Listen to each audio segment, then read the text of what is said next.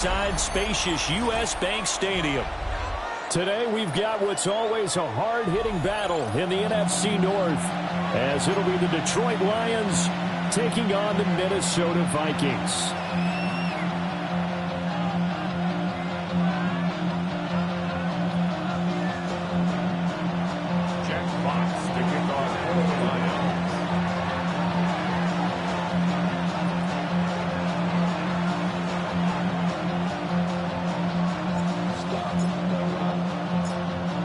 The ball on the tee, we're set for football.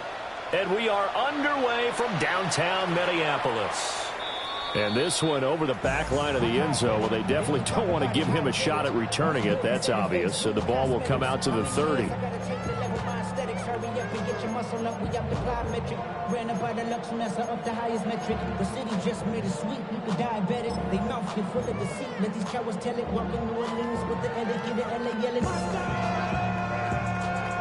Ball up to the 35 now as they come up on 1st and 10.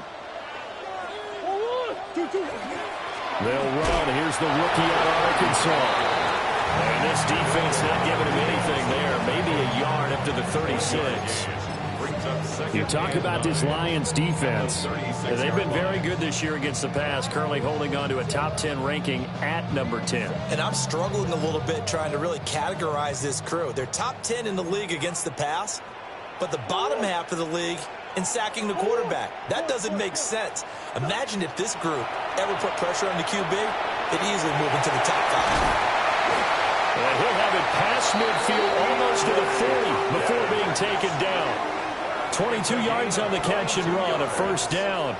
And the catches for him, they just keep piling up. Charles, that's now 1,031 catches for his career. Ties him with Steve Smith. Yeah, and he plays the game the same way Steve did, with pride, with determination, some would say with anger. And that edge has given him the ability to catch 1,031 passes. Big ace, big ace. 1-1. 2-2. Hot. Move.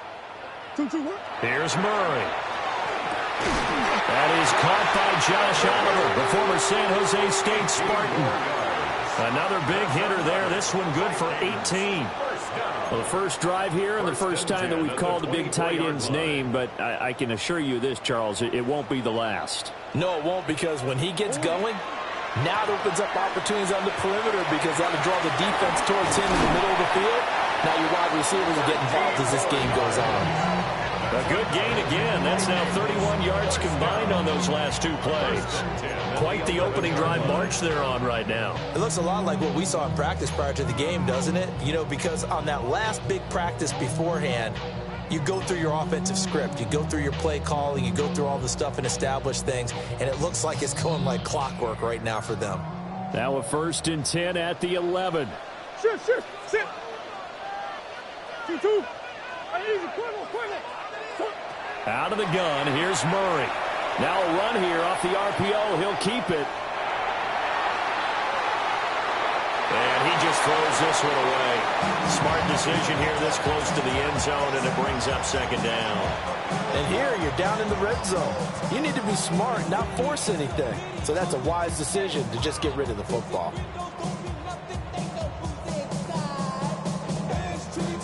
2nd and 10. What? 2-2. Now the man from UTEP, this is Aaron Jones. 5 yards, now it's 3rd and 5. It's a gain of 5. Brings up 3rd and 5. Here's Murray as he sets to throw it. To the end zone, but knocked away and incomplete. What an excellent defensive stand there in the red zone. Nice tight coverage. They certainly recognized how important it was to bring up 4th down here.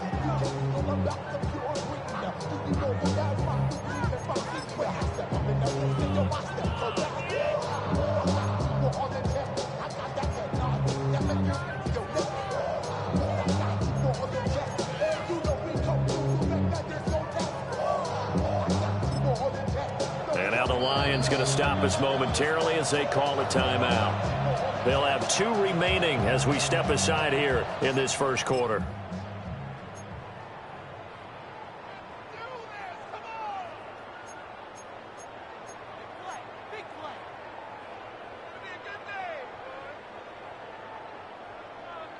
And on their first drive, the offense staying out there.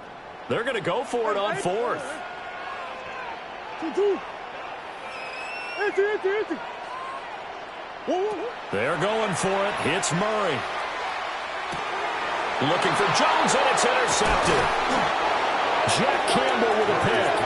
And the Lions are going to get the ball back on the turnover as they hold on fourth down.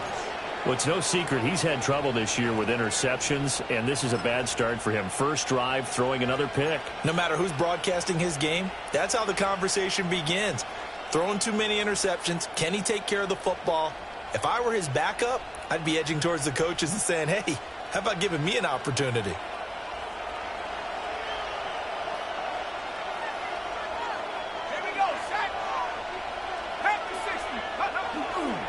A man who was the Georgia State High School Player of the Year in 2020. Here's Jahmyr Gibbs. And he powers through the first wave, but he's going to be swallowed up behind the line of scrimmage. Well, how about the big guy there showing some agility? He just flowed from his D-tackle position in order to make that play. A 3-yard loss to start the drive. They'll look to make that up and then some on 2nd and 13.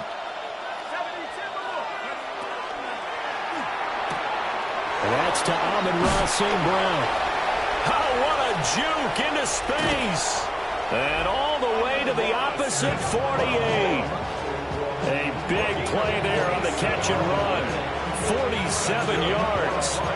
When they've needed a play this year, he's certainly been the guy to deliver it. As this season has gone on, he's been awfully consistent and sometimes spectacular. From Viking territory now, they'll come up 1st and 10 at the 48-yard line. Looking to throw. Robertson. A little short pass here taken in by Laporta.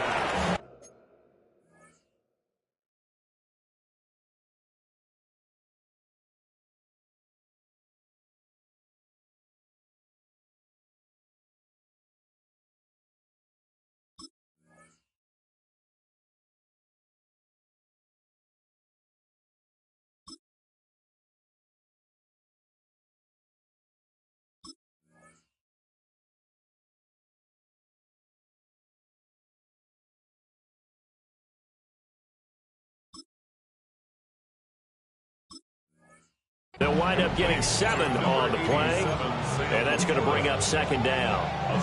Really been an ideal start for them. They get the turnover on the opening possession. Now here they are moving the ball straight down the field on their first drive. And that feels good, but you know on their side of the field, all they're thinking is finish this drive off because they took it away, right? So now you got them back on their heels a little bit.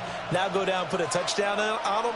Look out. You've won the mental battle early in the game, and that may carry over for you. 2nd and 3.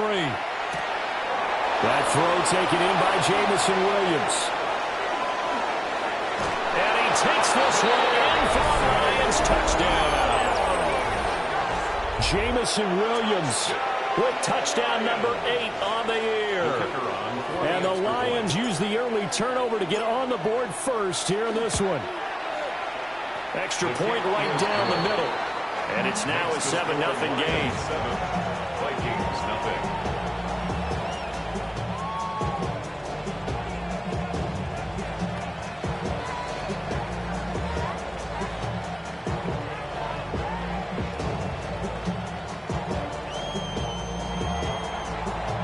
Jack Fox to kick off for the Lions.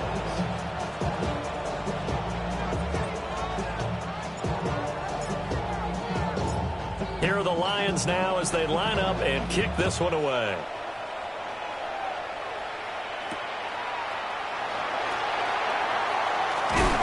And a nice return sets them up pretty good here right at the 30-yard line. At their own 30-yard line.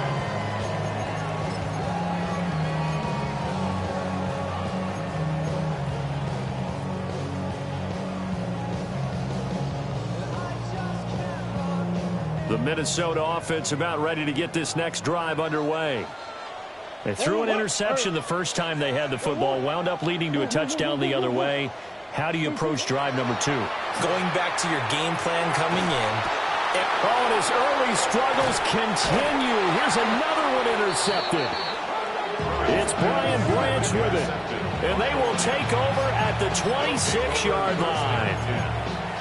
When I saw the pressure coming at him, that just looked problematic. Hit him as he threw it, and the interception ensued. Let me pay homage to the man who stood in this spot before. He always talked about how much pressure is in the face of a guy, and can he step into a throw. And when you can't do that, oftentimes interceptions result. His second catch, this one not quite as dynamic as his first, and it's second down. 20-yard line.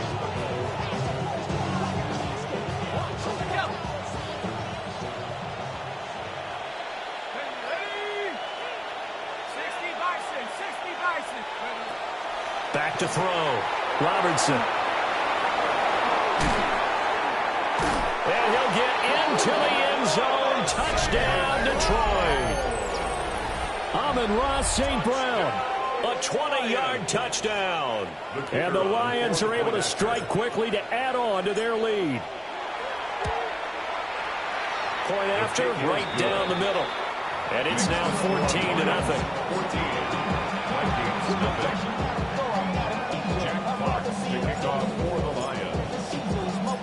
The kickoff team on the field now as they will send this one away.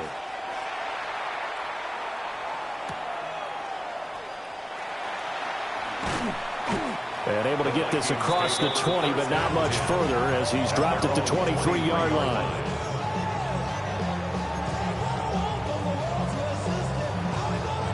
Here are the Vikings now to start their next drive.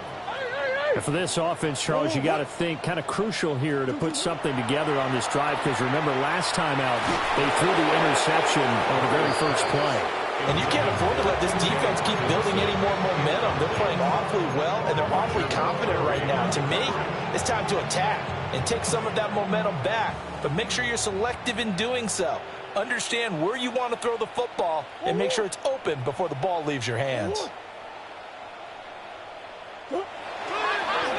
Now fake on the jet sweep, and they'll instead run up the middle. And able to stay on his feet.